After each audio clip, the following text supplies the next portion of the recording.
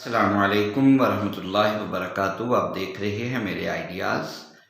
اور آج کا جو سوال میں آپ کے سامنے پیش کرنے لگا ہوں یہ ملحدین کی طرف سے ہے کہ دنیا میں جو سزا دی جاتی ہے اس سزا کا مقصد سدھار لانا ہوتا ہے، بہتری لانا ہوتا ہے، تادیب ہوتا ہے، ادب سکھانا ہوتا ہے۔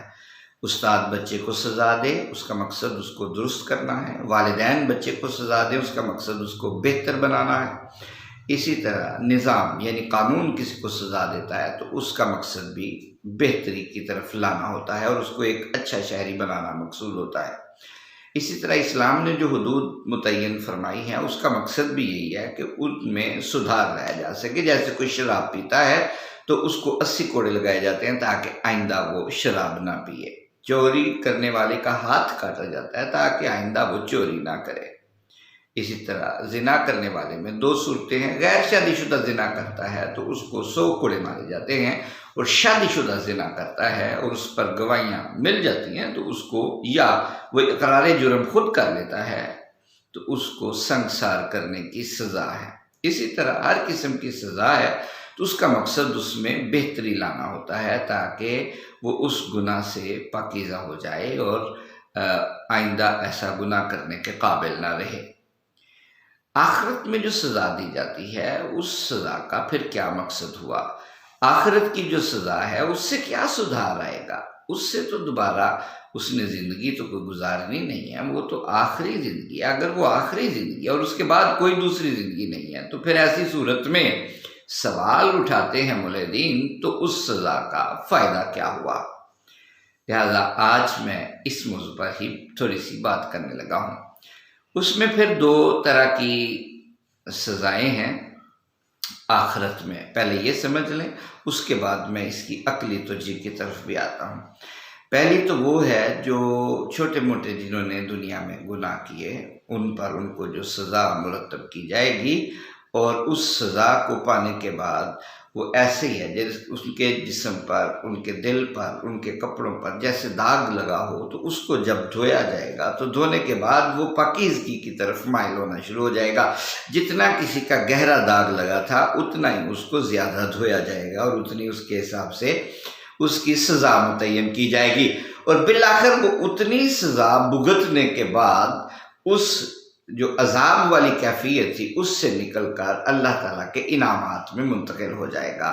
اور وہ اس کی جو رضوان ہے اور اس کی وہ جو جنت ہے اس جنت میں اس کو منتقل کر دیا جائے گا۔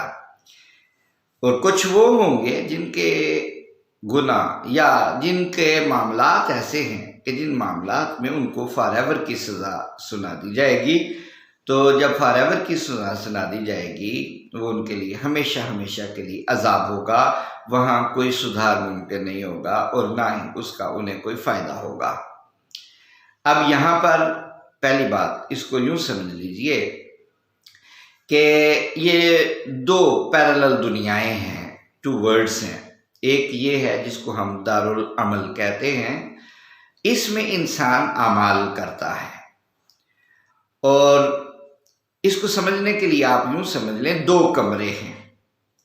ایک کمرے میں بندوں کو اس لیے رکھا جاتا ہے کہ ان کو کوئی کام سونپ دیا جاتا ہے، اور اگر وہ ٹھیک انداز سے کام کرتے ہیں تو پھر اجرت دی جائے گی، ان کو انعام دیا جائے گا۔ کچھ وہ لوگ ہوں گے جو بجائے اس کے کہ ٹھیک کام کرنے کے، کام کو اجاڑیں گے، خراب کریں گے، اس کے اندر مزید فساد برپا کریں گے۔ تو اب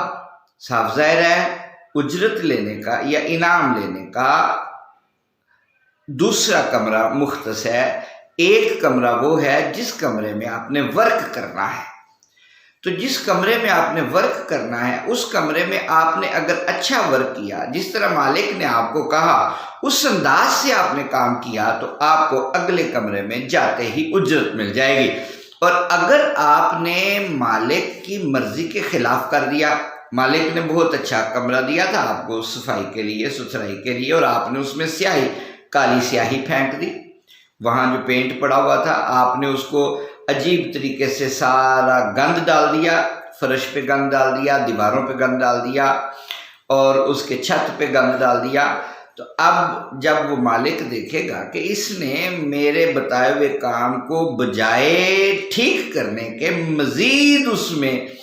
بگاڑ پیدا کرنے کی کوشش کی ہے، تو اب وہ اس کو اجرت نہیں دے گا بلکہ اس کے لیے سزا کا تعین کرے گا۔ اب یہ سزا اس کی بہتری لانے کے لیے نہیں بلکہ اس کے عمل پر جو جزا، اس کے عمل پر جو اچھا کرے گا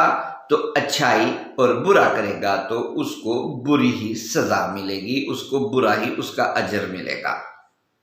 لہذا اجر بھی دو طرح کے ہو گئے، اچھا اجر اور برا اجر، یعنی جزا بھی آپ کہہ لیں، جزا یعنی اجر اچھی بھی ہو سکتی ہے اور بری بھی ہو سکتی ہے۔ لہذا وہ جس انداز سے اس کمرے میں کام کرے گا اسی انداز سے اگلے کمرے میں اس کو اجر اور جزا ملے گی۔ یہ دنیا وہی ایک کمرہ ہے جس میں اللہ رب العزت نے لِيَبْلُوَكُمْ أَيُّكُمْ أَحْسَنُ عَمَلًا، تم میں سے کون ہے جو اچھے اعمال بجا لا کر اس کمرے کو سجانے کی کوشش کرتا ہے اور اس میں رنگ بھرنے کی کوشش کرتا ہے، اور کون ہے جو فساد برپا کرتا ہے۔ تو جو فساد برپا کرے گا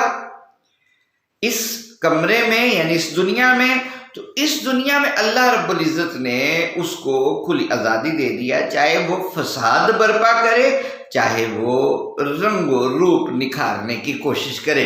اس کا رنگ و روپ اور اس معاشرے میں اس کا جو کردار ہے، اس معاشرے کے کردار میں اس نے کتنا اس کو بہتر بنانے کی کوشش کی ہے، اور اس مالک نے جس کو اس دنیا میں بھیجا ہے اس کے کتنے احکامات کی تعمیل کی ہے۔ اگر تو اس نے اس کے احکامات کی تعمیل کی ہے تو مالک خوش ہو کر اس کو جزائے خیر دے گا، اور اگر اس نے مالک کے کہے ہوئے کے خلاف سرکشی کی ہے، بغاوت کی ہے، اس کی بات نہیں مانی، معاملات کو خراب کیا ہے، فساد برپا کیا ہے، تو ایسی صورت میں